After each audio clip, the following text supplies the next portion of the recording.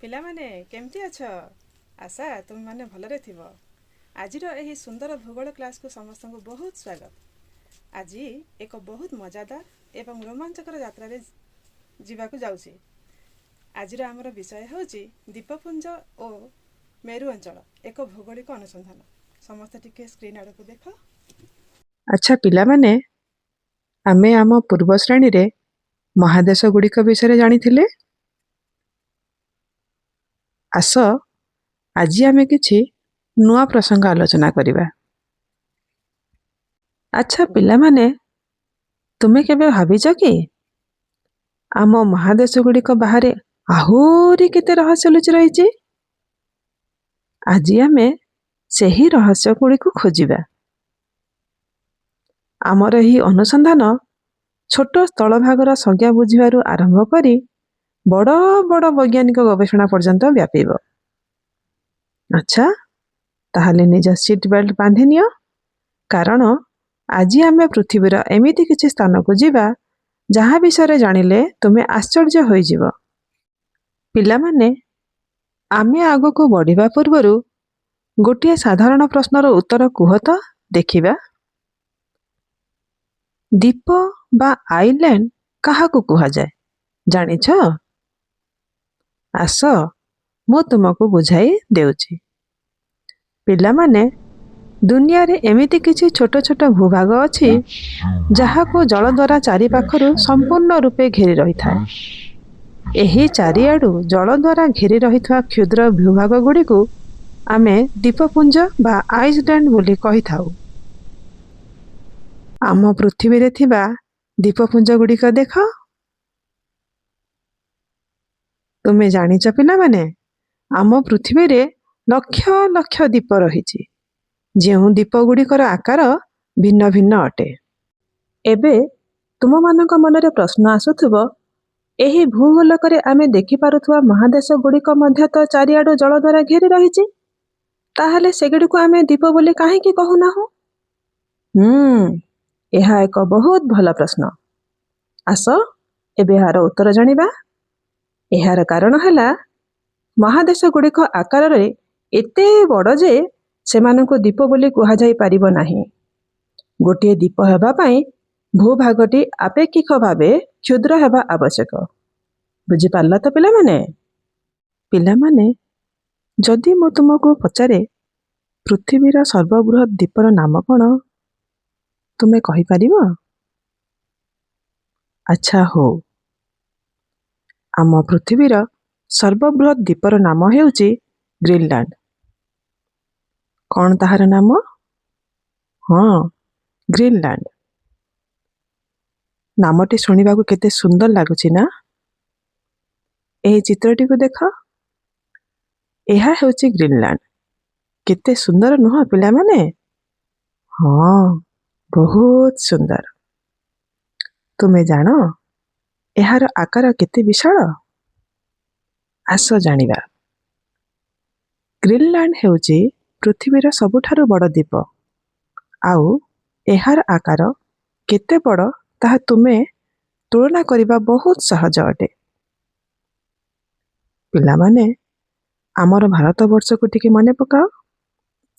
ଭାରତର ଯେଉଁ 10ଟି ବୃହତ୍ତମ ରାଜ୍ୟ ଗୁଡ଼ିକ ଅଛି, ଯଥା ରାଜସ୍ଥାନ, ମଧ୍ୟପ୍ରଦେଶ, ମହାରାଷ୍ଟ୍ର, ଉତ୍ତରପ୍ରଦେଶ, ଗୁଜରାଟ, କର୍ଣ୍ଣାଟକ, ଆନ୍ଧ୍ରପ୍ରଦେଶ, ଓଡ଼ିଶା, ଛତିଶଗଡ଼ ଓ ତାମିଲନାଡୁ ରାଜ୍ୟର କ୍ଷେତ୍ରଫଳ ଯେତିକି ହେବ, ଏହି ଗୋଟିଏ ଦ୍ୱୀପର ଆକାର ପ୍ରାୟତଃ ତାହା ସହ ସମାନ ହେବ। ଟିକେ ଭାବିଲ ପିଲାମାନେ, ଗୋଟିଏ ଦ୍ୱୀପ ହୋଇ ମଧ୍ୟ ଏହା କେତେ ବିଶାଳକାୟ? ହଁ ପିଲାମାନେ, ଏହା ବହୁତ ବିଶାଳ। ପିଲାମାନେ, ଆମ ପୃଥିବୀରେ ଛୋଟ ବଡ଼ ଏହିଭଳି ଭିନ୍ନ ଭିନ୍ନ ଆକାରର ଲକ୍ଷ ଲକ୍ଷ ଦ୍ୱୀପ ରହିଛି। ପିଲାମାନେ, ଆମେ ତ ପୃଥିବୀର ବୃହତ୍ତମ ଦ୍ୱୀପ ବିଷୟରେ ଜାଣିଲେ। ଆସ ଏବେ ବିଦେଶରୁ ଫେରିଆସିବା ଆମ ନିଜ ଦେଶ ଭାରତକୁ। ଆମ ଦେଶର ସାମୁଦ୍ରିକ ସମ୍ପଦ ଅତ୍ୟନ୍ତ ସମୃଦ୍ଧ। ପିଲାମାନେ, ତୁମେ ଜାଣ କି ଆମ ଭାରତ ପାଖରେ ସମୁଦାୟ କେତୋଟି ଦ୍ୱୀପ ଅଛି? ଆମର ମୋଟ କ୍ଷୁଦ୍ର ଦ୍ୱୀପ ସଂଖ୍ୟା ହେଉଛି 300ରୁ ମଧ୍ୟ ଅଧିକ। ଏହା କ'ଣ କମ୍ ଗର୍ବର ବିଷୟ? ଏହି ଦ୍ୱୀପଗୁଡ଼ିକ ମୁଖ୍ୟତଃ 2ଟି ପ୍ରମୁଖ ସାଗରରେ ବିଛାଇ ହୋଇ ରହିଛନ୍ତି। ଭାରତର ଗୋଟିଏ ପଟେ ଅଛି ଆରବ ସାଗର, ଯେଉଁଠାରେ ଆମର ସୁନ୍ଦର ଲାକ୍ଷାଦ୍ୱୀପ ଦ୍ୱୀପପୁଞ୍ଜ ଅବସ୍ଥିତ, ଆଉ ଅନ୍ୟପଟେ ଅଛି ବିଶାଳ ବଙ୍ଗୋପସାଗର, ଯେଉଁଠାରେ ଆଣ୍ଡାମାନ ଓ ନିକୋବର ଦ୍ୱୀପପୁଞ୍ଜ ଅବସ୍ଥିତ। ଏହି 2ଟି ଯାକ ଦ୍ୱୀପପୁଞ୍ଜ ଆମ ଦେଶର ଅମୂଲ୍ୟ ରତ୍ନ। ଆସ ପିଲାମାନେ, ଏବେ ଏହି 2ଟି ପ୍ରମୁଖ ଦ୍ୱୀପପୁଞ୍ଜର ଏକ ତୁଳନାତ୍ମକ ଚିତ୍ର ଉପରେ ନଜର ପକାଇବା। ଆମେ ଗୋଟିଏ ଟେବିଲ ମାଧ୍ୟମରେ ଏହାକୁ ବୁଝିବାକୁ ଚେଷ୍ଟା କରିବା। ପ୍ରଥମ ଦ୍ୱୀପପୁଞ୍ଜର ନାମ ହେଉଛି ଲାକ୍ଷାଦ୍ୱୀପ, ଦ୍ୱିତୀୟଟିର ନାମ ଆଣ୍ଡାମାନ ଓ ନିକୋବର।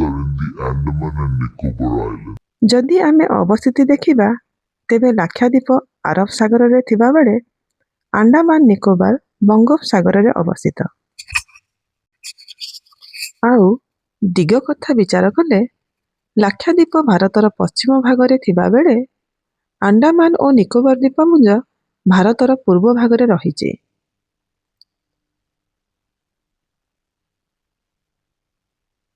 ପିଲାମାନେ, ଏହି କଥାଟି ସବୁବେଳେ ମନେ ରଖିଥିବ ଯେ ଉଭୟ ଦ୍ୱୀପପୁଞ୍ଜ ଆମ ଭାରତବର୍ଷର 300ରୁ ଅଧିକ ଦ୍ୱୀପର ଏକ ପ୍ରମୁଖ ଏବଂ ଗୁରୁତ୍ୱପୂର୍ଣ୍ଣ ଅଂଶ ଅଟନ୍ତି। ଠିକ୍ ଅଛି ପିଲାମାନେ, ଆସ ବର୍ତ୍ତମାନ ଆମେ ସମସ୍ତେ ଗରମ ପୋଷାକ ପିନ୍ଧି ନେବା, କାରଣ ଏବେ ଆମେ ଯିବା ଏକ ସମ୍ପୂର୍ଣ୍ଣ ଭିନ୍ନ ଜଗତକୁ, ଆଣ୍ଟାର୍କଟିକା ମହାଦେଶ। ପିଲାମାନେ, ଏହି ପରିବେଶ ବହୁତ କଠୋର ଅଟେ।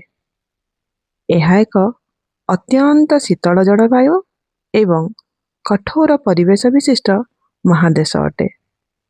ତୁମେମାନେ ଏହାକୁ ବରଫର ସାମ୍ରାଜ୍ୟ ମଧ୍ୟ କହିପାରିବ, କାରଣ ଜାଣିଛ, ଏହି ବିଶାଳ ଭୂଭାଗର ଅଧିକାଂଶ ଅଂଶ କେବଳ ବରଫରେ ହିଁ ଆଚ୍ଛାଦିତ ହୋଇ ରହିଛି। ଚାରିଆଡ଼େ ଖାଲି ଧଳା ବରଫ ଆଉ ବରଫ, ଦେଖିପାରୁଛ? ପିଲାମାନେ, ଏହି ନିଛାଟିଆ ପରିବେଶ ଏବଂ ବରଫର ଚାଦର ଏହାକୁ ଗବେଷଣା କରିବା ପାଇଁ ଏକ ନିଛାଟିଆ ଦ୍ୱୀପ ସଦୃଶ କରିଥାଏ। ଏଠାରେ ସାଧାରଣ ଲୋକ ରହିବା ସମ୍ଭବ ନୁହେଁ। କେବଳ ବଡ଼ ବଡ଼ ବୈଜ୍ଞାନିକମାନେ ହିଁ ସାହସ କରି ଏଠାକୁ ଯାଇଥାନ୍ତି। ଆଉ ସବୁଠାରୁ ଆନନ୍ଦର କଥା କ'ଣ ଜାଣିଛ ପିଲାମାନେ? ସେହି ଭୟଙ୍କର ବରଫ ମଧ୍ୟରେ ମଧ୍ୟ ଆମ ଭାରତର ପଦଚିହ୍ନ ରହିଛି। ଆମ ଭାରତୀୟ ବୈଜ୍ଞାନିକମାନେ ପଛରେ ନାହାନ୍ତି। କଥାଟି ହେଉଛି 1983 ମସିହାର। ସେହି ବର୍ଷ ଭାରତୀୟ ଆଣ୍ଟାର୍କଟିକା କାର୍ଯ୍ୟକ୍ରମ ବା ଇଣ୍ଡିଆନ୍ ଆଣ୍ଟାର୍କଟିକ୍ ପ୍ରୋଗ୍ରାମର ଶୁଭାରମ୍ଭ ହୋଇଥିଲା।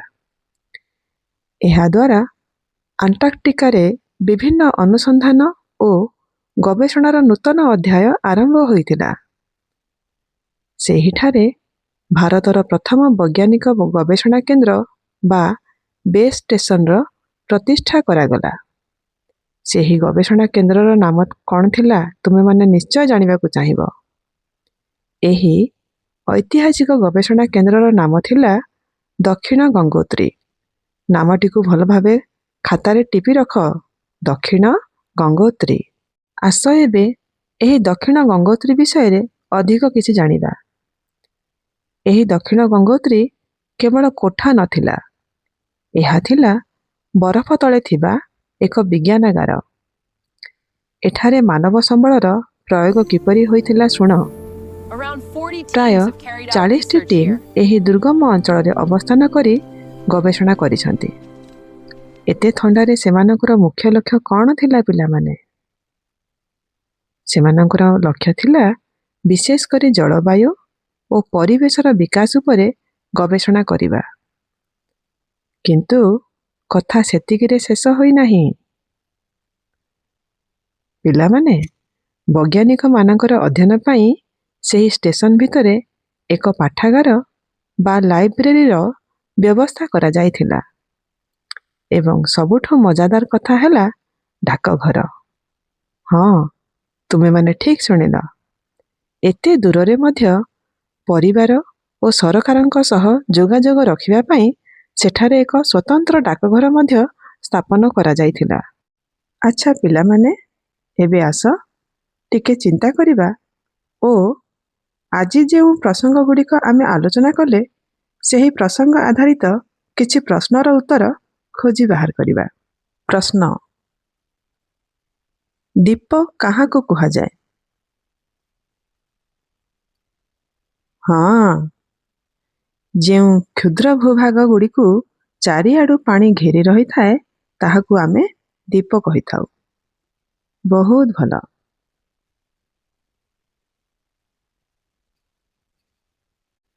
ପ୍ରଶ୍ନ: ପୃଥିବୀରେ ଥିବା ଲକ୍ଷ ଲକ୍ଷ ଦୀପପୁଞ୍ଜ ଗୁଡ଼ିକର ଆକାର କ'ଣ ସମାନ?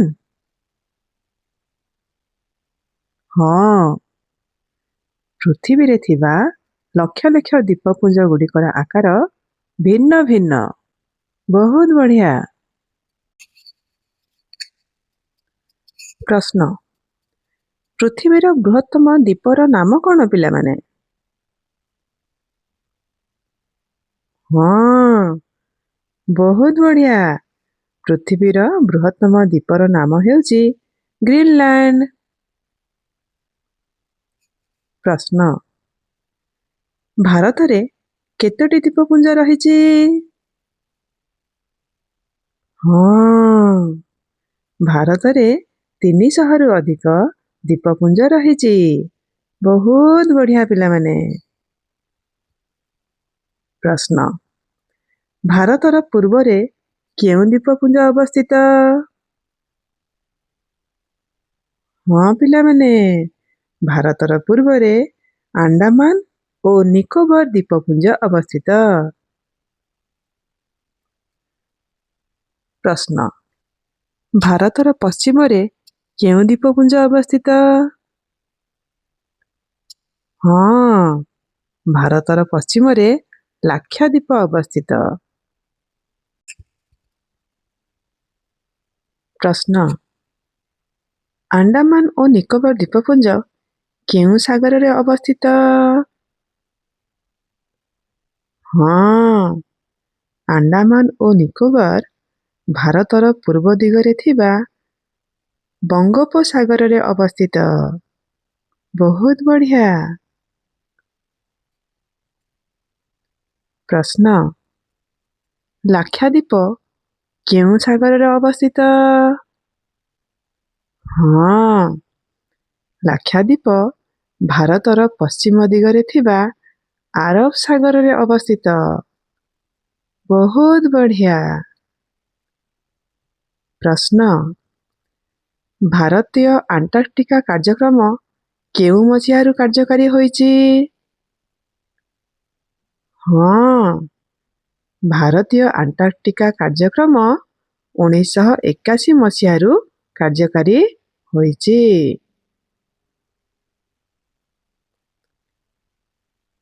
ପ୍ରଶ୍ନ: ଭାରତ ଆଣ୍ଟାର୍କଟିକାରେ ନିଜର ବୈଜ୍ଞାନିକ ଗବେଷଣା କେନ୍ଦ୍ର କେଉଁ ମସିହାରେ ପ୍ରତିଷ୍ଠା କରିଥିଲା? ହଁ, ଭାରତ ଆଣ୍ଟାର୍କଟିକାରେ ନିଜର ବୈଜ୍ଞାନିକ ଗବେଷଣା କେନ୍ଦ୍ର 1983 ମସିହାରେ ପ୍ରତିଷ୍ଠା କରିଥିଲା।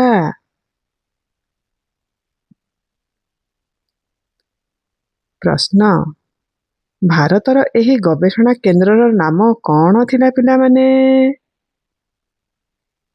ହଁ, ଭାରତର ଏହି ଗବେଷଣା କେନ୍ଦ୍ରର ନାମ ଥିଲା ଦକ୍ଷିଣ ଗଙ୍ଗୋତ୍ରୀ। ବହୁତ ବଢ଼ିଆ।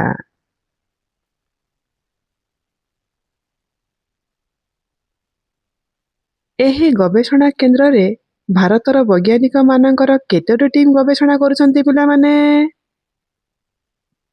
ହଁ, ଏହି ଦକ୍ଷିଣ ଗଙ୍ଗୋତ୍ରୀ ଗବେଷଣା କେନ୍ଦ୍ରରେ ଭାରତୀୟ ବୈଜ୍ଞାନିକମାନଙ୍କର ପ୍ରାୟତଃ 40ଟି ଟିମ୍ ଗବେଷଣା କରୁଛନ୍ତି। ବହୁତ ବଢ଼ିଆ। ଏହି ଗବେଷଣା କେନ୍ଦ୍ରର ଲକ୍ଷ୍ୟ କ'ଣ ଥିଲା ପିଲାମାନେ? ହଁ, ଏହି ଗବେଷଣା କେନ୍ଦ୍ରର ମୁଖ୍ୟ ଲକ୍ଷ୍ୟ ହେଉଛି ବିଶେଷ କରି ଜଳବାୟୁ ଓ ପରିବେଶର ବିକାଶ ଉପରେ ଗବେଷଣା କରିବା। ଆଚ୍ଛା ପିଲାମାନେ, ଏବେ ଆସ ଆମେ ଆଜିର ଏହି ପ୍ରସଙ୍ଗଟିର ମୁଖ୍ୟ ବିଷୟଗୁଡ଼ିକୁ ଆଲୋଚନା କରିବା। ଦ୍ୱୀପପୁଞ୍ଜ ଏବଂ ମେରୁ ଅଞ୍ଚଳ ହେଉଛି ପ୍ରକୃତରେ ଆମ ପୃଥିବୀର ଦର୍ପଣ। ଆମର ସୁନ୍ଦର ଗ୍ରୀଷ୍ମମଣ୍ଡଳୀୟ ଦ୍ୱୀପପୁଞ୍ଜ ହେଉ ବା ଆଣ୍ଟାର୍କଟିକାର ସେହି କଠୋର ପରିବେଶ ହେଉ, ଏହି ନିଛାଟିଆ ଏବଂ ଦୁର୍ଗମ ସ୍ଥାନଗୁଡ଼ିକ କେବଳ ବହିରେ ଥିବା ଭୂଗୋଳ ନୁହେଁ, ବରଂ ଏଗୁଡ଼ିକ ହେଉଛି ପ୍ରକୃତିର ଜୀବନ୍ତ ପରୀକ୍ଷାଗାର। ଦକ୍ଷିଣ ଗଙ୍ଗୋତ୍ରୀ ପରି ସ୍ଥାନରେ ହେଉଥିବା ବୈଜ୍ଞାନିକ ଗବେଷଣାଗୁଡ଼ିକ ହିଁ ଆମକୁ ଏକ ବଡ଼ ଦୃଷ୍ଟିକୋଣ ଦେଇଥାଏ। ଏହା ଆମକୁ ସମଗ୍ର ପୃଥିବୀର ଜଳବାୟୁ ପରିବର୍ତ୍ତନକୁ ଅନୁଧ୍ୟାନ କରିବାରେ ଏବଂ ଆମ ପରିବେଶର ଆଗାମୀ ଭବିଷ୍ୟତକୁ ବୁଝିବାରେ ସାହାଯ୍ୟ କରିଥାଏ। ତେଣୁ ପିଲାମାନେ, ଏହି ସ୍ଥାନଗୁଡ଼ିକର ସୁରକ୍ଷା ଆମ ସମସ୍ତଙ୍କର ଦାୟିତ୍ୱ। ପିଲାମାନେ, ଆମେ ଯେଉଁ ଆଜି ପ୍ରସଙ୍ଗଟିକୁ ଆଲୋଚନା କଲେ, ଆସ ବର୍ତ୍ତମାନ ସେହି ପ୍ରସଙ୍ଗ ଆଧାରିତ କିଛି ନୂତନ ତଥ୍ୟଗୁଡ଼ିକୁ ଜାଣିବା। ଗ୍ରୀନଲ୍ୟାଣ୍ଡ ୟୁରୋପ ମହାଦେଶରେ ଅବସ୍ଥିତ। ଏହା ୟୁରୋପ ମହାଦେଶର ସବୁଠାରୁ ସୁନ୍ଦର ଦେଶ ଅଟେ। ପିଲାମାନେ, ଗ୍ରୀନଲ୍ୟାଣ୍ଡର ଅର୍ଥ ହେଉଛି ଲ୍ୟାଣ୍ଡ ଅଫ୍ ପିପୁଲ, କିନ୍ତୁ ପିଲାମାନେ ଏହାର ଜନବସତି ହେଉଛି କେବଳ 57,000। ଗ୍ରୀନଲ୍ୟାଣ୍ଡ ନାମଟିକୁ ଶୁଣିଲା ମାତ୍ରେ ଆମକୁ ଲାଗୁଛି ଯେପରି ଏଠାରେ ପ୍ରଚୁର ସବୁଜ ଶସ୍ୟ ଶ୍ୟାମଳରେ ପୂର୍ଣ୍ଣ ପରିବେଶଟିଏ ଦେଖିବାକୁ ମିଳିବ, କିନ୍ତୁ ବାସ୍ତବରେ ଏହାର ଚିତ୍ର କ'ଣ? ଏହାର 80% ଅଞ୍ଚଳ ବରଫାବୃତ ହୋଇ ରହିଥାଏ। କେତେ ଆଶ୍ଚର୍ଯ୍ୟଜନକ ବିଷୟ, ନୁହଁ?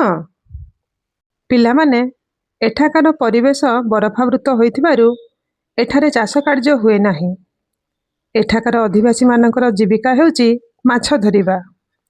ଆଶ୍ଚର୍ଯ୍ୟ ବିଷୟ ଜାଣିଛ ପିଲାମାନେ, ଏଠାରେ 225 ପ୍ରକାରର ମାଛ ଦେଖିବାକୁ ମିଳେ ଓ ଏଠାକାର ଅଧିବାସୀମାନେ ସମ୍ପୂର୍ଣ୍ଣ ମାଂସାହାରୀ ଅଟନ୍ତି ଓ ଦେହକୁ ଗରମ ରଖିବା ପାଇଁ ମଦର ଆଶ୍ରୟ ନିଅନ୍ତି।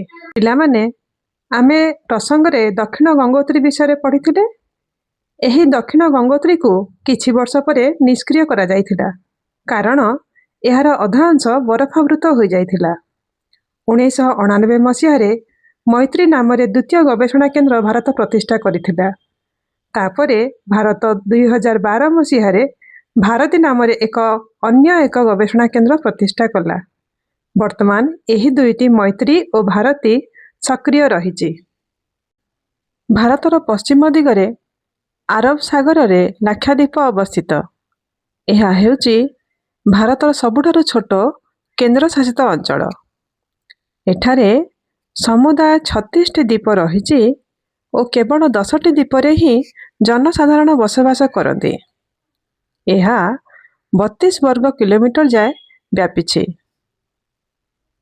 ଆଣ୍ଡାମାନ ଓ ନିକୋବର ଦ୍ୱୀପପୁଞ୍ଜ ହେଉଛି ଆମ ଦେଶର ଏକ କେନ୍ଦ୍ରଶାସିତ ଅଞ୍ଚଳ। ଏହା 572ଟି ଛୋଟ ବଡ଼ ଦ୍ୱୀପର ଏକ ସମୂହ ଅଟେ, କିନ୍ତୁ ଏହାର କେବଳ କିଛି ଅଂଶରେ ହିଁ ଜନସାଧାରଣ ବସବାସ କରନ୍ତି। ଆଣ୍ଡାମାନକୁ ମୁଖ୍ୟତଃ 4 ଭାଗରେ ଭାଗ କରାଯାଇଛି, ଯଥା north Andaman, middle Andaman, south Andaman ଓ ଲିଟିଲ ଆଣ୍ଡାମାନ। ସେହିଭଳି ନିକୋବରକୁ 3 ଭାଗରେ ବିଭକ୍ତ କରାଯାଇଛି, ଯଥା କାର ନିକୋବର, ଲିଟିଲ ନିକୋବର ଓ ଗ୍ରେଟ ନିକୋବର। ଆଣ୍ଡାମାନ ଓ ନିକୋବର ଦ୍ୱୀପପୁଞ୍ଜର ରାଜଧାନୀ ହେଉଛି ଶ୍ରୀବିଜୟପୁରମ। ପୂର୍ବରୁ ଏହାର ନାମ ଥିଲା ପୋର୍ଟ ବ୍ଲେୟାର। ଏହା ସାଉଥ ଆଣ୍ଡାମାନରେ ଅବସ୍ଥିତ। ପିଲାମାନେ, ତୁମମାନଙ୍କୁ ଚିତ୍ର କରିବାକୁ ଭଲ ଲାଗେ ନା? ଠିକ୍ ଅଛି। ତାହେଲେ ଭାରତରେ ଥିବା ଆଣ୍ଡାମାନ ଓ ନିକୋବର ଦ୍ୱୀପପୁଞ୍ଜର ଏକ ସୁନ୍ଦର ଚିତ୍ର ଅଙ୍କନ କରିବ ଓ ତାହିଁରେ ରଙ୍ଗ ଦେବ। ପରବର୍ତ୍ତୀ ଶ୍ରେଣୀଗୃହରେ ସେହି ଚିତ୍ରଗୁଡ଼ିକୁ ଦେଖିବା। ଠିକ୍ ଅଛି ପିଲାମାନେ। ପିଲାମାନେ, ଆଜିର ଏହି କ୍ଲାସ୍ ପାଇଁ ଏତିକି। ଆଶା କରୁଛି ତୁମେମାନେ ଏହି ଭୌଗୋଳିକ ଯାତ୍ରାକୁ ବହୁତ ଉପଭୋଗ କରିଥିବ। ଧନ୍ୟବାଦ।